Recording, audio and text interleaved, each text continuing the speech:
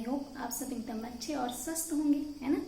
तो हम लोग क्या पढ़ रहे थे, संज्ञा। हिंदी ग्रामर में हम किसके बारे में पढ़ रहे थे, संज्ञा के बारे में पढ़ रहे थे। संज्ञा किसे कहते हैं और संज्ञा के कितने भेद होते हैं। तो सबसे पहले हम उसका थोड़ा सा रिवीजन कर लेते हैं, उसके बाद हम आगे बढ़ते हैं। तो क्या था, संज्ञा किसे कहते हैं, किसी भी व्यक्ति, वस्तु या फिर स्थान या फिर भाव के नाम को हम क्या कहते हैं, संज्ञा कहते हैं।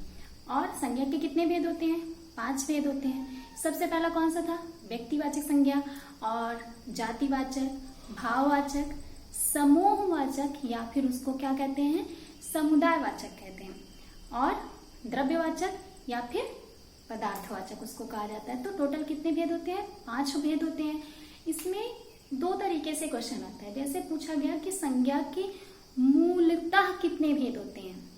संज्ञा के अगर पूछा गया मूलतः कितने भेद होते हैं, तो केवल 3, व्यक्तिवाचक, जातिवाचक और भाववाचक। और अगर पूछा गया कि संज्ञा के कुल कितने भेद होते हैं, तो संज्ञा के कुल कितने होते हैं, 5 भेद होते हैं। क्लियर। तो सबसे पहला भेद कौन सा है हमारा, व्यक्तिवाचक। सबसे पहला क्या है, व्यक्तिवाचक। तो सबसे पहले हम क्या समझेंगे कि व्यक्तिवाचक संज्ञा किसको कहते हैं।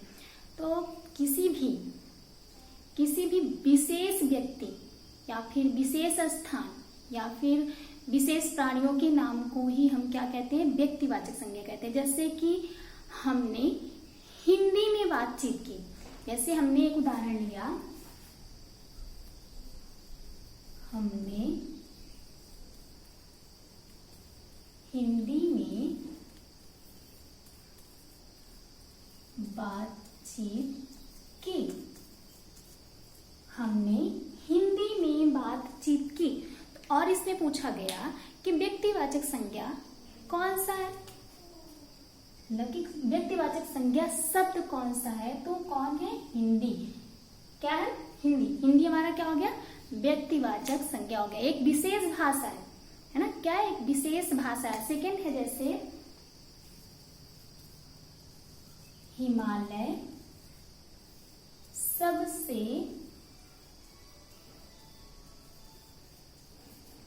ऊंचा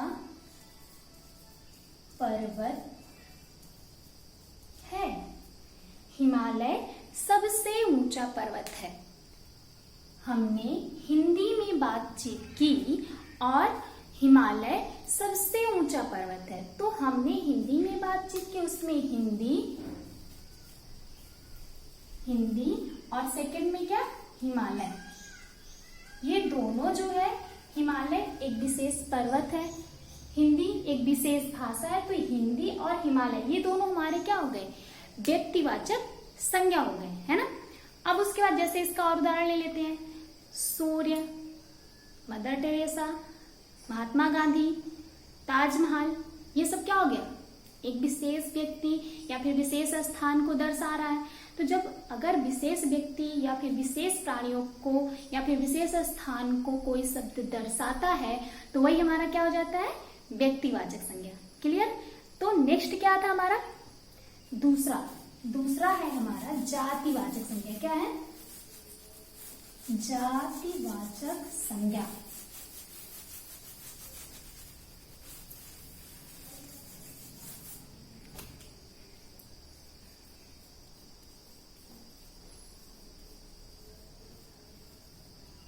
सेकेंड, जातिवाचक संज्ञा। अब देखिए जातिवाचक, पहला तो क्लियर हो गया ना कि व्यक्तिवाचक संज्ञा किसे कहते हैं। सेकेंड, जातिवाचक। जब कोई शब्द, ध्यान से सुनिएगा, जब कोई शब्द किसी भी व्यक्ति के, वस्तु के या फिर स्थान के जाति का बोध कराता हो, मतलब कि एक वर्ड बोलने पे, एक शब्द बोलने पे उसका पूरा जाति उसमें आ जाता है। जैसे मैंने कहा पक्षी, क्या कहा, पक्षी। तो पक्षी में जितने भी पक्षी होंगे, या वो तोता हो, मैना हो, गौरैया हो, कौवा हो, कुछ भी हो, सारे उस सब क्या आ जाते हैं, उसी पक्षी में आ जाते हैं। तो ये हमारा क्या हुआ, जाति का बोध हुआ, है ना। तो जैसे उदाहरण हमने लिया,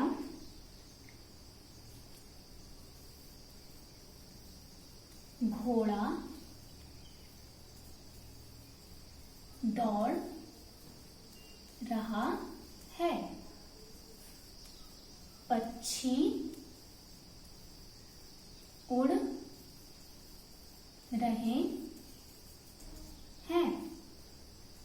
अब इसमें घोड़ा और पक्षी, घोड़ा और पक्षी, ये दोनों शब्द क्या करवा रहे हैं, पूरे जाति का बोध करवा रहे हैं ना। जैसे मैंने घोड़ा कहा तो पूरे, अब घोड़ा तो कई प्रकार के होते हैं, है ना, जैसे भी हो, घोड़ा बोलने में पूरे घोड़े के जाति का हमारा बोध हो रहा है, पक्षी बोलने में पूरे पंछियों के जाति का बोध हो रहा है। तो ऐसे शब्द जब एक शब्द बोलने पे उसके पूरे जाति को दर्शाया जाता है तो वो हमारा क्या कहलाता है, जातिवाचक संज्ञा कहलाता है।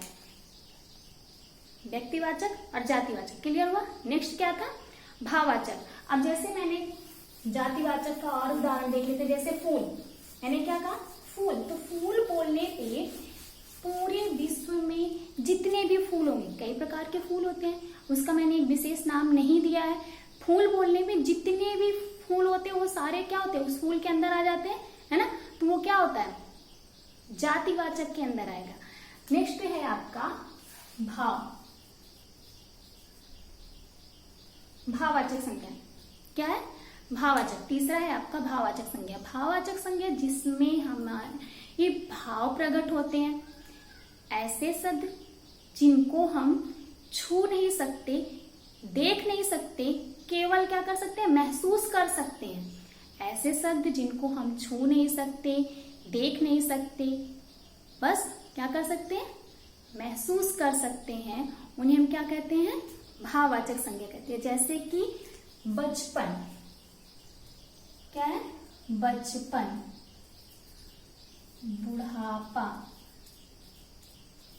सुंदरता, ये सारे शब्द क्या हैं, हमारे भाववाचक संज्ञा है। जैसे बचपन, क्या बचपन को हम छू सकते हैं, नहीं छू सकते हैं। बुढ़ापा, सुंदरता, ऐसे शब्द जिनको देखने पे हमारे क्या होते हैं, बोलने पे भाव प्रकट होते हैं, उन्हें हम क्या कहते हैं, भाववाचक संज्ञा कहते हैं। ठीक है। नेक्स्ट है आपका समूहवाचक संज्ञा।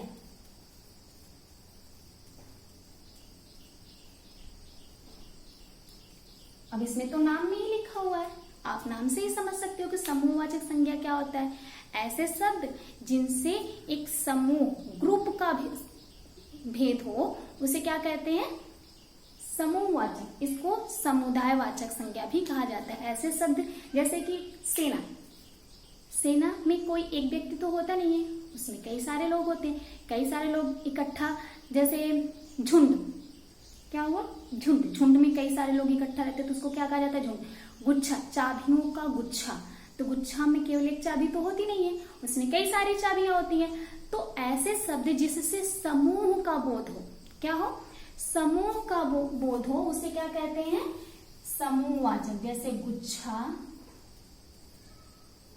उसके बाद सेना, दल, झुंड, तो ये सारे शब्द हमारे क्या कहलाएंगे, समूहवाचक कहलाएंगे। नेक्स्ट और लास्ट आपका है द्रव्यवाचक।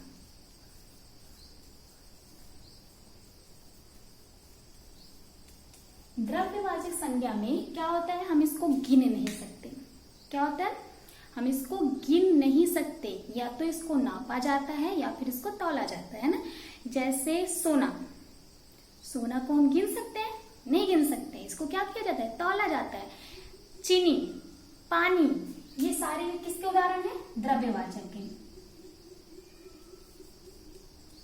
चांदी, सोना, पेट्रोल और पानी, तेल। इसका ये मतलब है कि जिस ऐसे पदार्थ जिनको हम गिन नहीं सकते हैं, उन्हें केवल तौला जा सकता है या फिर नापा जा सकता है, उसको क्या कहा जाता है, द्रव्यवाचक संज्ञा। ठीक है, क्लियर हुआ ना पांचों। सबसे पहला क्या है, व्यक्ति, जिसमें विशेष व्यक्ति, वस्तु या स्थान का बोध होता है, उसे व्यक्तिवाचक कहते हैं। सेकंड है जाति, ऐसे शब्द जिससे पूरी जाति का बोध होता है, उसे क्या कहते हैं, जातिवाचक। तीसरा भाववाचक, ऐसे शब्द जिससे हमारे भाव प्रकट होते हैं, उसे क्या कहते हैं, भाववाचक संज्ञा कहते हैं। उसके बाद क्या है, समूहवाचक, ऐसे शब्द जिसे समूह का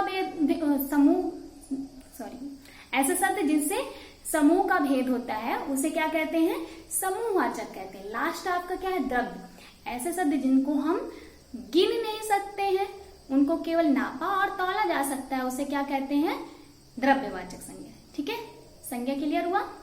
अब इसके बाद नेक्स्ट टॉपिक है आपका सर्वनाम। आपको कुछ खुद से बुक में देखिएगा, ढेर सारे उदाहरण दिए हुए हैं, उसमें आप ये सारे शब्द ढूंढिएगा और कोशिश करिएगा। अगर नहीं आएगा तो फिर से ग्रुप में बताया जाएगा। चलते हैं आगे का नेक्स्ट टॉपिक नेक्स्ट वीडियो में। तब तक के लिए बाय बाय। अपना और अपनों का ख्याल रखिए। बाय।